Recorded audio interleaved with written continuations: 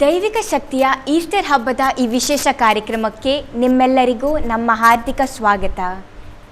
ಯೇಸುವನ್ನು ಶಿಲುಬೆಗೇರಿಸಿದ ನಂತರ ಅರಿಮಥಾಯ ಎಂಬ ಪಟ್ಟಣದ ಜೋಸೆಫನು ಯೇಸುವಿನ ಪಾರ್ಥಿವ ಶರೀರವನ್ನು ಬಂಡೆಯೊಂದರಲ್ಲಿ ಕೋರೆಯಾಗಿದ್ದ ಸಮಾಧಿಯಲ್ಲಿ ಇಟ್ಟನು. ಆ ಸಮಾಧಿಯ ದ್ವಾರಕ್ಕೆ ಒಂದು ದೊಡ್ಡ ಕಲ್ಲನ್ನು ಉರುಳಿಸಿ ಹೊರಟು ಹೋದನು. ಸೈನಿಕರು ಆ ಸಮಾಧಿಯ ಕಲ್ಲಿಗೆ ಮುದ್ರೆ ಹಾಕಿ ಕಾವಲಿರಿಸಿ ಸಮಾಧಿಯನ್ನು ಭದ್ರಪಡಿಸಿದನು. ಇದ್ದಕ್ಕಿದ್ದಂತೆ ಭೂಮಿ ಗಡಗಡನೆ ನಡುಗಿತು. ದೇವದೂತನು ಸ್ವರ್ಗದಿಂದ ಇಳಿದು ಬಂದು ಆ ಸಮಾಧಿಯ ಕಲ್ಲನ್ನು ಹಿಂದಕ್ಕೆ ಉರುಳಿಸಿದನು. ದೇವದೂತನು ಅಲ್ಲಿಗೆ ಬಂದ ಮಹಿಳೆಯರಿಗೆ ತಿಳಿಸಿದರೇನೆಂದರೆ, ಶಿಲುಬೆಗೇರಿಸಿದ ಯೇಸುವು ಸಮಾಧಿಯಲ್ಲಿಲ್ಲ, ಅವರೇ ಹೇಳಿದಂತೆ ಪುನರುತ್ಥಾನ ಹೊಂದಿದ್ದಾರೆ. ಇದೇ ಪುನರುತ್ಥಾನದ ಪವಿತ್ರ ಪವಾಡ.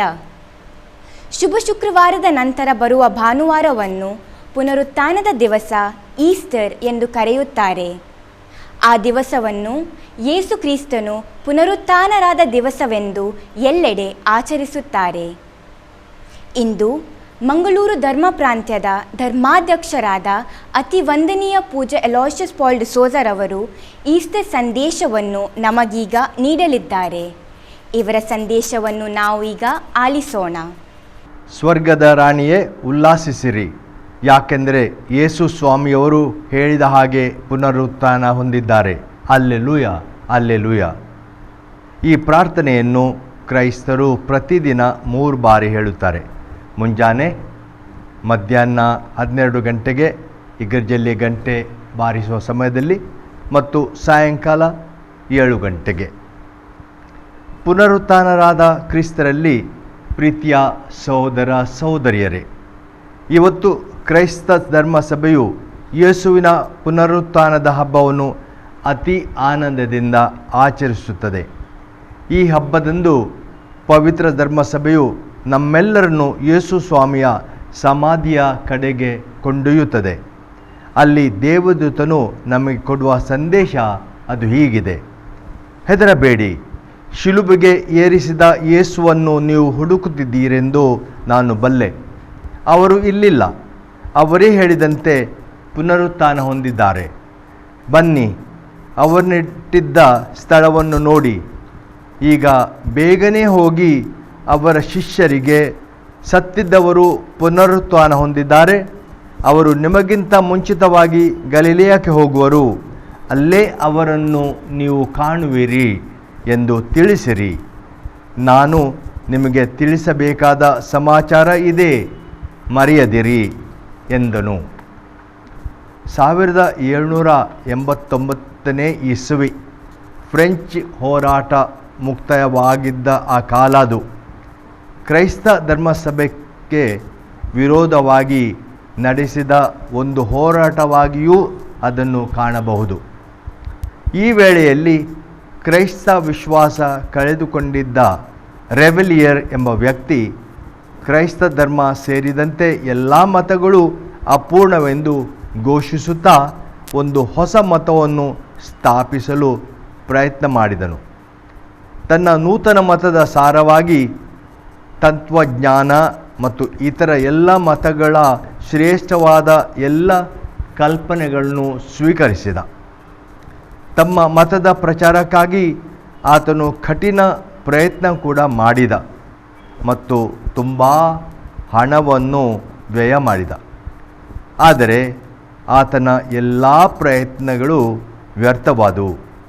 ಆತ ಶ್ರೇಷ್ಠವೆಂದು ಭಾವಿಸುತ್ತಿದ್ದ ತನ್ನ ಮತದ ಸದಸ್ಯರಾಗಲು ಹಲವಾರು ಮಂದಿ ಮುಂದೆ ಬಂದರು.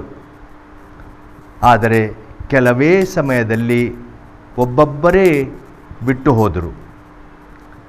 ಈ ಪರಾಜಯಕ್ಕೆ ಏನು ಕಾರಣ ಎಂದು ಆತನ ಸ್ನೇಹಿತನಾದ ಬರಾಸನನ್ನು ಕೇಳಿದನು.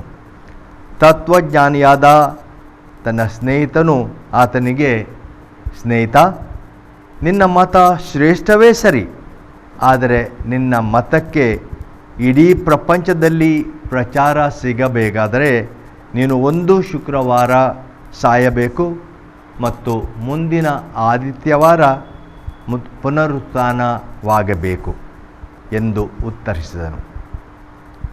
ಕ್ರೈಸ್ತ ಜನಾಂಗವಾದ ನಮ್ಮ ವಿಶ್ವಾಸಕ್ಕೆ ಅತ್ಯಗತ್ಯವಾದ ಮೂಲ ಸಾರವನ್ನೇ ಈ ಮಾತುಗಳಲ್ಲಿ ನಾವು ಕಾಣುತ್ತೇವೆ. ಈ ಮೂಲ ಸಾರವೇ ಯೇಸುವಿನ ಪುನರುತ್ಥಾನ. ಅವರು ಇಲ್ಲಿಲ್ಲ, ಪುನರುತ್ಥಾನ ಹೊಂದಿದ್ದಾರೆ. ನೋಡಿ, ಇದೇ ಅವರನ್ನು ಇಟ್ಟ ಸ್ಥಳ. ಇದನ್ನು ಸಂತ ಮಾರ್ಕನ ಶುಭ ಸಂದೇಶದಲ್ಲಿ ನಾವು ಓದುತ್ತೇವೆ. ಮಾನವ ಚರಿತ್ರೆಯ ಪುಟಗಳಲ್ಲಿ ಎಷ್ಟೋ ಮಹಾತ್ಮಾರುಗಳು ನಿಧನ ವಾರ್ತೆಗಳನ್ನು ನಾವು ಕಾಣಬಹುದು. ಆದರೆ ಸಮಾಧಿಯೊಳಗಿರುವ ನಿಧನರಾದ ವ್ಯಕ್ತಿ ಹೊರಬಾರದು ಎಂಬ ಉದ್ದೇಶದಿಂದ ಸಮಾಧಿಗೆ ಸೈನಿಕರು ಕಾವಲು ನಿಂತಿರುವ ಘಟನೆ ಲೋಕ ಚರಿತ್ರೆಯಲ್ಲಿ ಒಂದು ಮಾತ್ರವಿದೆ. ಅದಾದರೂ ನಜರೇತಿನ ಯೇಸು ಪ್ರಭುವಿನ ಸಮಾಧಿಯೇ ಹೌದು. ಯೇಸು ಹೊರಗೆ ಬರಬಾರದು ಎಂಬ ಉದ್ದೇಶದಿಂದಲೇ ಅವರು ಸಮಾಧಿಗೆ ಕಾವಲು ನಿಂತಿದ್ದಾರೆ.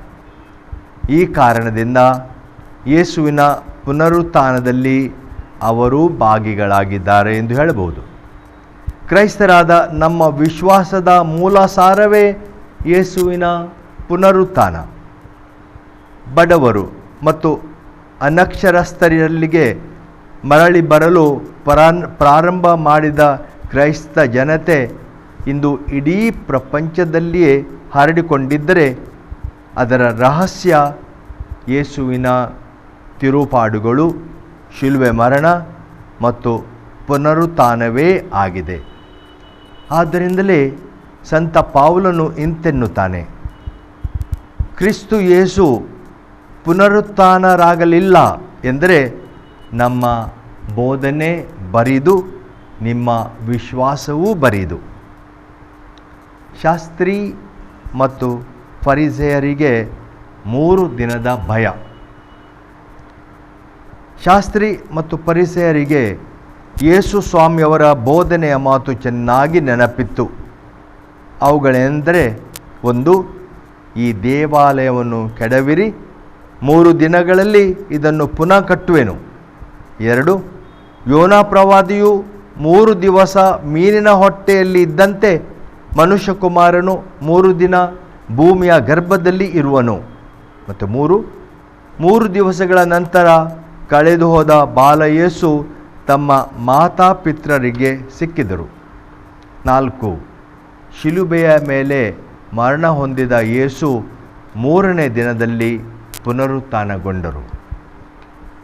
3 ದಿವಸಗಳ ಬೋಧನೆ ಶಾಸ್ತ್ರಿ ಮತ್ತು ಫರಿಸೇಯರಿಗೆ ನೆನಪಿದ್ದರೆ ಯೇಸು ಸ್ವಾಮಿಯ ಶಿಷ್ಯರಿಗೆ ಅದು ನೆನಪಿರಲಿಲ್ಲ. ಮಗ್ದಲದ ಮರಿಯ, ಯಾಕೋಬನ ತಾಯಿ ಮರಿಯಳು ಮತ್ತು ಸಲೋಮಿ ಯೇಸುವಿನ ಪಾರ್ಥಿವ ಶರೀರವನ್ನು ಲೇಪಿಸಲೆಂದು ಸುಗಂಧ ದ್ರವ್ಯವನ್ನು ಕೊಂಡುಕೊಂಡು ಭಾನುವಾರ ಸೂರ್ಯೋದಯದ ಸಮಯಕ್ಕೆ ಸಮಾಧಿಯನ್ನು ತಲುಪಿದರು. ಅಲ್ಲಿ ಯೇಸುವಿನ ಪಾರ್ಥಿವ ಶರೀರವನ್ನು ಕಾಣಲಿಲ್ಲ. ಬಿಳಿ ಬಟ್ಟೆ ಧರಿಸಿದ ದೇವದೂತರು ಅವರು ಪುನರುತ್ಥಾನಗೊಂಡಿದ್ದಾರೆ ಎಂದು ಅವರಿಗೆ ಹೇಳಿದರು. ಯೇಸು ಸ್ವಾಮಿಯವರ ಪುನರುತ್ಥಾನಕ್ಕೆ ಸಾಕ್ಷ್ಯಾಧಾರಗಳು. ಬಲ್ಲವರು ಯೇಸು ಸ್ವಾಮಿಯ ಪುನರುತ್ಥಾನಕ್ಕೆ 4 ಸಾಕ್ಷ್ಯಾಧಾರಗಳನ್ನು ನಮಗೆ ಕೊಡುತ್ತಾರೆ. 1, ಸಮಾಧಿಯು ನಿಜವಾಗಿಯೂ ಬರಿದಾಗಿತ್ತು. ಯೇಸು ಸ್ವಾಮಿಯ ಶರೀರವನ್ನು ಸುತ್ತಿದ ಬಟ್ಟೆಗಳು ಮಾತ್ರ ಸಮಾಧಿಯಲ್ಲಿ ಇದ್ದವು. ಇದು ಒಂದು ಐತಿಹಾಸಿಕ ಸತ್ಯ. 2, ಹೆಣ್ಣು ಮಕ್ಕಳ ಸಾಕ್ಷಿ. ಆಗಿನ ಕಾಲದಲ್ಲಿ ಹೆಣ್ಣು ಮಕ್ಕಳ ಸಾಕ್ಷಿಗೆ ಬೆಲೆ ಇರಲಿಲ್ಲ.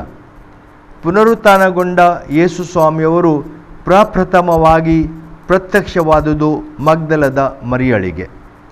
ಯೇಸು ಸ್ವಾಮಿಯವರ ಪುನರುತ್ಥಾನ ಕಟ್ಟುಕತೆಯಾದರೆ ಸುವಾರ್ತಕರು ಇದನ್ನು ಶುಭ ಸಂದೇಶದಲ್ಲಿ ಬರೆಯುತ್ತಿರಲಿಲ್ಲ. 3, ಯೇಸು ಸ್ವಾಮಿಯವರ ಶಿಲುಬೆಯ ಮರಣ ಹಾಗೂ ಪುನರುತ್ಥಾನ ಜೆರುಸಲೇಮ್ ಪಟ್ಟಣದಲ್ಲಿ. ಯೇಸು ಸ್ವಾಮಿಯವರು ಪುನರುತ್ಥಾನಗೊಳ್ಳದಿದ್ದರೆ ಶಿಷ್ಯರು ದೂರದ ಸ್ಥಳಕ್ಕೆ ಹೋಗಿ ಯೇಸು ಸ್ವಾಮಿಯ ಪುನರುತ್ಥಾನವನ್ನು ಬೋಧಿಸುತ್ತಿದ್ದರು. ಅದಕ್ಕೆ ಬದಲಾಗಿ ಯೇಸು ಸ್ವಾಮಿಯವರ ಪುನರುತ್ಥಾನವನ್ನು ಜನರಿಗೆ ಬೋಧಿಸಿದ್ದು ಜೆರುಸಲೇಮ್ ಪಟ್ಟಣದಲ್ಲಿಯೇ. 4. ಶಿಷ್ಯರಲ್ಲಿ ಆದ ಬದಲಾವಣೆ. ಪವಿತ್ರಾತ್ಮರ ಆಗಮನದ ನಂತರ ಯೇಸು ಸ್ವಾಮಿಯ ಶಿಷ್ಯರು ಶುಭ ಸಂದೇಶವನ್ನು ಸಾರಲು ಅವರ ಜೀವವನ್ನೇ ಕೊಟ್ಟು ರಕ್ತ ಸಾಕ್ಷಿಯಾದರು ಹಾಗೂ ಯೇಸು ಸ್ವಾಮಿಯವರು ದೇವರ ಪುತ್ರರೆಂದು ವಿಶ್ವಾಸಿಸಿದರು. ಪಾಸ್ಕ ಹಬ್ಬದ ಅರ್ಥ. ಸಂತ ಲೂಕರು ಬರೆದ ಶುಭ ಸಂದೇಶದಲ್ಲಿ ನಾವು ಓದುತ್ತೇವೆ. ಅಧ್ಯಾಯ 24 ವಾಕ್ಯ 5, 6, 7. ಸಜೀವವಾಗಿರುವವರನ್ನು ಸತ್ತವರ ಮಧ್ಯೆ ಹುಡುಕುವುದೇನು? ಅವರು ಇಲ್ಲಿಲ್ಲ, ಪುನರುತ್ಥಾನ ಹೊಂದಿದ್ದಾರೆ. ಗಲಿಲೆಯದಲ್ಲಿದ್ದಾಗಲೇ ಅವರು ನಿಮಗೆ ನರಪುತ್ರನು ಪಾಪಿ ಮಾನವರ ಕೈವಶನಾಗಿ ಶಿಲುಬೆಯ ಮರಣಕ್ಕೀಡಾಗಿ 3ನೇ ದಿನ ಪುನರುತ್ಥಾನ ಹೊಂದಬೇಕಾಗಿದೆ ಎಂದು ತಿಳಿಸಿದ್ದನ್ನು ಮರೆತಿರದೇನು ಎಂದರು.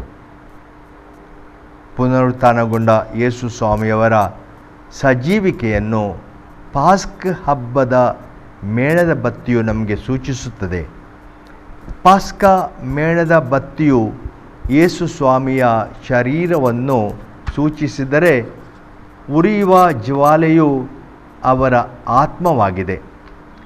ಮೇಣದ ಬತ್ತಿಯ ಮೇಲೆ 5 ಧೂಪದ ಕೊರಡೆಗಳು ಅವರ 5 ಗಾಯಗಳ ಸಂಕೇತವಾಗಿವೆ. ಮೇಣದ ಬತ್ತಿಯ ಮೇಲಿರುವ 2 ಅಕ್ಷರಗಳು ಆಲ್ಫಾ ಹಾಗೂ ಒಮೆಗಾ. ಯೇಸು ಸ್ವಾಮಿಯವರು ಆರಂಭ ಹಾಗೂ ಅಂತ್ಯ. ಮೇಣದ ಬತ್ತಿಯ ಮೇಲಿರುವ ಇಸವಿ 2013, ಅಂದರೆ ಈ ವರ್ಷದಲ್ಲೂ ಅವರ ಇರುವಿಕೆಯನ್ನು ತೋರಿಸುತ್ತದೆ. ಪುನರುತ್ಥಾನಗೊಂಡ ಯೇಸು ಕ್ರಿಸ್ತರು ನಮ್ಮ ಜೀವನದ ಎಲ್ಲ ಕಾರ್ಯಕಲಾಪಗಳಲ್ಲಿ ನಮ್ಮ ಜೊತೆಗೇ ಇದ್ದಾರೆ. ನಮ್ಮ ಜೀವನದ ಕಷ್ಟ ಸಂಕಷ್ಟಗಳನ್ನು ಸಹಿಸಲು ನಮಗೆ ಧೈರ್ಯವನ್ನು, ಶಕ್ತಿಯನ್ನು ಅವರು ಕೊಡುತ್ತಾರೆ. ಇದೇ ಯೇಸು ಸ್ವಾಮಿಯ ಪುನರುತ್ಥಾನ ಹಬ್ಬದ ಸಂತೋಷ. ಪುನರುತ್ಥಾನಗೊಂಡ ಯೇಸು ಸ್ವಾಮಿಯವರು ನಮಗೆ ಎಲ್ಲಿ ಕಾಣಸಿಗುತ್ತಾರೆ? ಸಂತ ಯೋಹನ್ನನು ಬರೆದ ಶುಭ ಸಂದೇಶ ಅಧ್ಯಾಯ 20 ವಾಕ್ಯ 11ರಿಂದ 17ರವರೆಗೆ ಹೀಗೆ ಹೇಳುತ್ತದೆ. ಮಗ್ದಲದ ಮರಿಯಳು ಸಮಾಧಿಯ ಬಳಿಗೆ ಬಂದಾಗ ಸಮಾಧಿಯ ಬಾಗಿಲಿಗೆ ಮುಚ್ಚಲಾಗಿದ್ದ ಕಲ್ಲು ತೆಗೆದು ಹಾಕಿರುವುದನ್ನು ಕಂಡರು. ಸಮಾಧಿಯಲ್ಲಿ ಯೇಸು ಸ್ವಾಮಿಯ ಪಾರ್ಥಿವ ಶರೀರವನ್ನು ಕಾಣಲಿಲ್ಲ.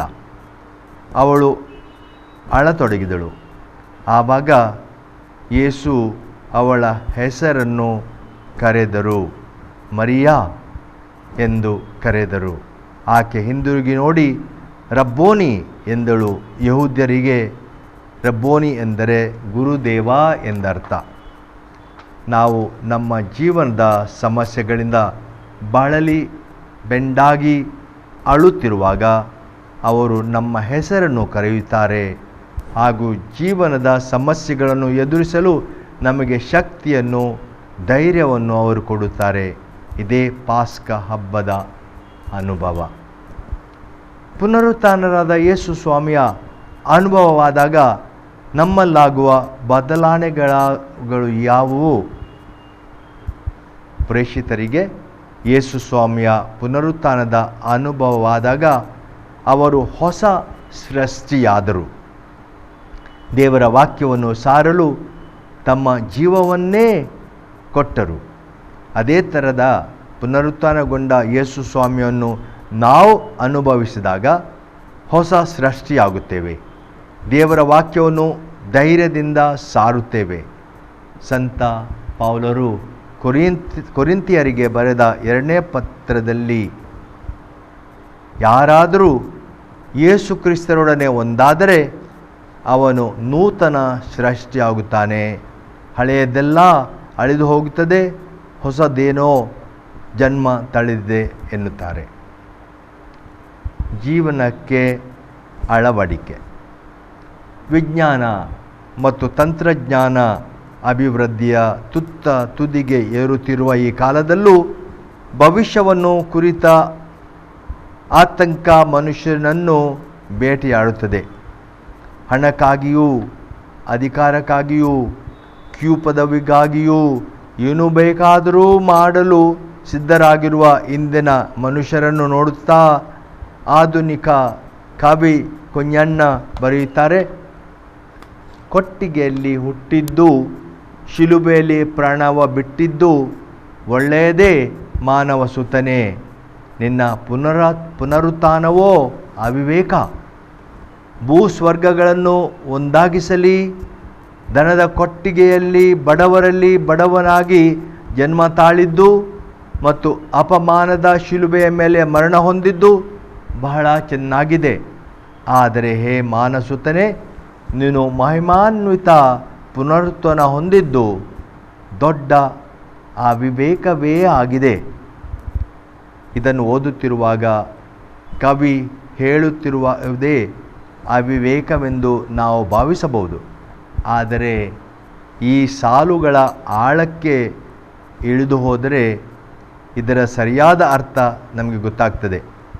ಏಕೆಂದರೆ ಅಕ್ರಮ, ಅನೀತಿ, ವಂಚನೆ, ಮದ್ಯ ಮತ್ತು ಮಾದಕ ಪದಾರ್ಥಗಳ ಅನೈತಿಕ ದುಷ್ಟಕೃತ್ಯಗಳ ರಂಗವೇದಿಕೆಯಾಗಿರುವ ಈ ಲೋಕದ ಸ್ಥಿತಿ ಬಹಳ ಶೋಚನೀಯವಾಗಿದೆ. ದೈವ ಸ್ನೇಹ ಮತ್ತು ಪರಸ್ನೇಹ ಎಲ್ಲೋ ಕಣ್ಮರೆಯಾಗಿವೆ. ಲೋಕದ ಸುಖಭೋಗಗಳ ಹಿಂದೆ, ದುರಾಸಕ್ತಿಗಳ ಹಿಂದೆ ಮನುಷ್ಯನು ಒದ್ದಾಡುತ್ತಿರುವಾಗ ಯೇಸುವಿನ ಶಿಲುಬೆ ಮರಣ ಪುನಃ ಆಗುತ್ತಲೇ ಇರುತ್ತದೆ.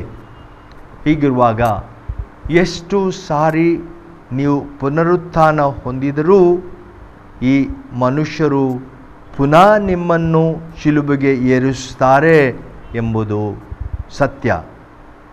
ಅಂದು ನಿಮಗೆ ನೆರವಾಗಲು ಒಬ್ಬ ಸಿಮೋನನು, ನಿಮ್ಮ ಮುಖವನ್ನು ಒರೆಸಲು ಒಬ್ಬ ವೆರೋನಿಕಳು, ನಿಮಗೆ ಸಾಂತ್ವನವೀಯಲು ಜೆರುಸಲೇಮಿನ ಮಹಿಳೆಯರೂ ಇದ್ದರು.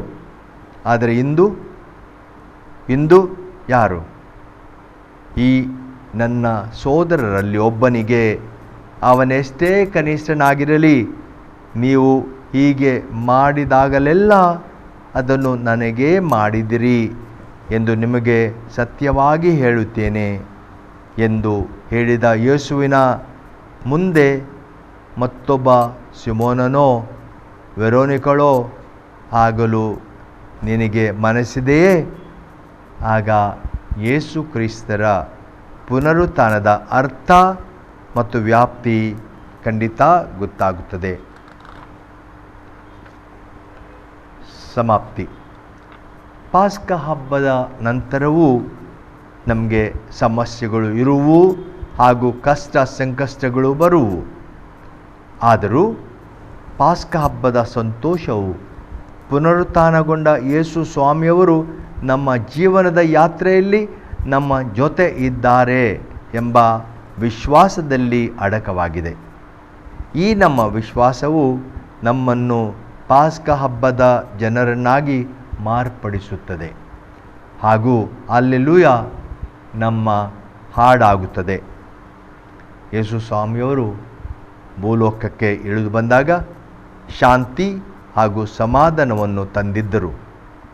ಪುನರುತ್ಥಾನಗೊಂಡ ಯೇಸು ಸ್ವಾಮಿಯವರು ತಮ್ಮ ಶಿಷ್ಯರಿಗೆ ಕಾಣಿಸಿಕೊಂಡಾಗ ನಿಮಗೆ ಶಾಂತಿ ಎಂದರು. ಆ ಶಾಂತಿ ಮತ್ತು ಸಮಾಧಾನ ನಮ್ಮ ಹೃದಯದಲ್ಲಿ ಬರುವಂತಾಗಲಿ, ನಮ್ಮ ಕುಟುಂಬದಲ್ಲಿ ಹಾಗೂ ಇಡೀ ಭೂಲೋಕದಲ್ಲಿ ಬರುವಂತಾಗಲಿ. ಯೇಸು ಸ್ವಾಮಿಯ ಈ ಶಾಂತಿ ಸಮಾಧಾನ ನಮ್ಮೆಲ್ಲರನ್ನು ಪ್ರೀತಿಯಲ್ಲಿ ಹಾಗೂ ಐಕ್ಯತೆಯಲ್ಲಿ ಜೀವಿಸಲು ಪ್ರೇರೇಪಿಸಲಿ ಎಂದು ಪ್ರಾರ್ಥಿಸೋಣ. ಧನ್ಯವಾದಗಳು ಬಿಷಪ್ ಅಲೋಷಿಯಸ್ ಪಾಲ್ ಡಿಸೋಜಾ. ನಿಮಗೆ ದೇವರ ಆಶೀರ್ವಾದ ಸದಾ ನಿಮ್ಮ ಮೇಲೆ ಇರಲಿ.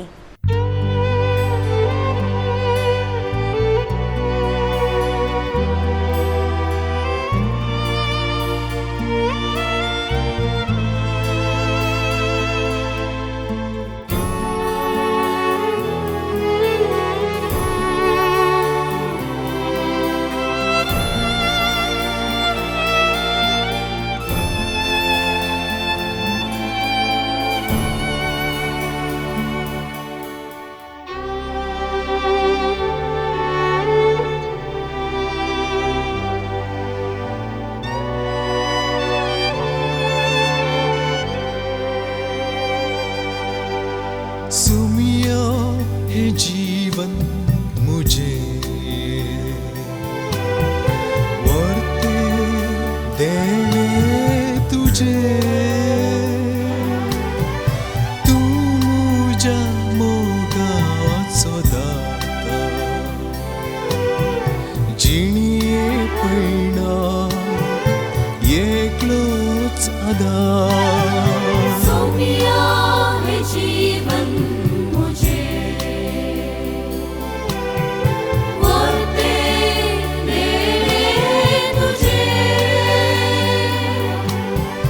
तू मुझ्या मोगाचो दाता जिणिये पैना एकलोच आधार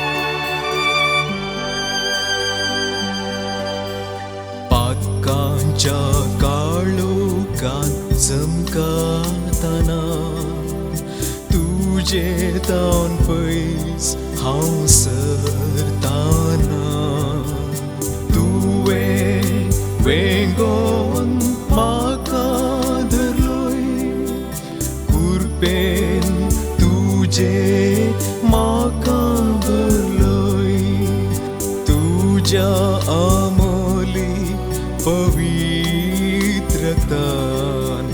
पातकां धुवन नितळ केलोय काळीज म्हजें निर्मळ जालें नवें जिवीत म्हाका मेळ्ळें काळीज म्हजें निर्मळ जालें नवें जिवीत म्हाका मेळ्ळें सौम्या हें जीवन मुझें